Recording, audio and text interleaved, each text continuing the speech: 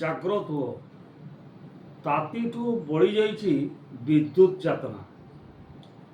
ଅଘୋଷିତ ବିଦ୍ୟୁତ୍ ଘନ ଘନ କାଟ, ଯଦି ବି ଆସୁଛି ବହୁତ ଲୋ ଭୋଲ୍ଟେଜ, ଯାହାଫଳରେ ଧନ ଜୀବନ ଅସ୍ତବ୍ୟସ୍ତ।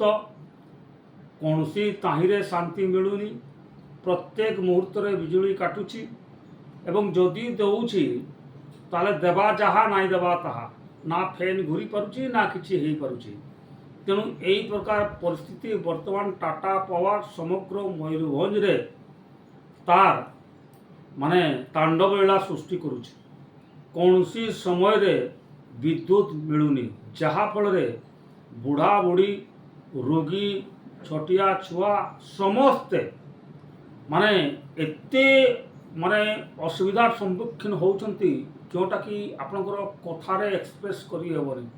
ସମସ୍ତେ ଫିଲ୍ କରୁଥିବେ, ମୟୂରଭଞ୍ଜବାସୀ ନିଶ୍ଚିତ ଭାବରେ ଫିଲ୍ କରୁଥିବେ ଯେ କି ପ୍ରକାର ସେମାନେ ଅସୁବିଧାର ସମ୍ମୁଖୀନ ହେଉଛନ୍ତି।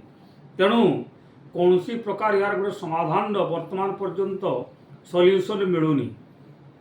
ତେଣୁ ମୁଁ କହୁଛି ଯେ ଟାଟା ପାୱାର ବିରୁଦ୍ଧରେ ସରକାର ଯଦି କଠୋର ପଦକ୍ଷେପ ନିଅନ୍ତେ ଏବଂ এই ଯେଉଁ ଅଘୋଷିତ ସେ ବିଜୁଳି କାଟୁଛି ତାର ବିରୁଦ୍ଧରେ ଗୋଟେ ସାଂଘାତିକ ପଦକ୍ଷେପ ନିଅନ୍ତେ, ତାହେଲେ ହୁଏତ ଟାଟା ପାୱାରର କିଛି ଜ୍ଞାନ ଆସ୍ତା ଏବଂ ଅନୁମାନ କରତା ଯେ ନାଇଁ ମୁଁ କିଛି ଭୁଲ କରିଛି। ସେ ତ କିଛି ଜାଣିପାରୁନି, କାରଣ ସେ ଏସିରେ ବସୁଛି, ତାର ବୋଧେ ପାୱାର ଠିକ୍ ଥିବ, ତାର ଭୋଲ୍ଟେଜ ଠିକ୍ ଥିବ, କିନ୍ତୁ ଜନସାଧାରଣ ଯେଉଁମାନେ ପଇସା ଦେଉଛନ୍ତି, ପେମେଣ୍ଟ କରୁଛନ୍ତି ଠିକ୍ ସମୟରେ, ସେମାନେ ନାନା ପ୍ରକାର ଅସୁବିଧାର ସମ୍ମୁଖୀନ ହେଉଛନ୍ତି।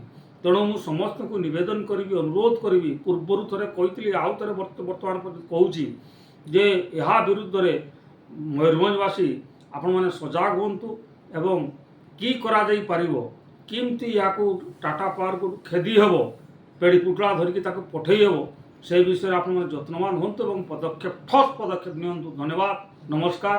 ନହେଲେ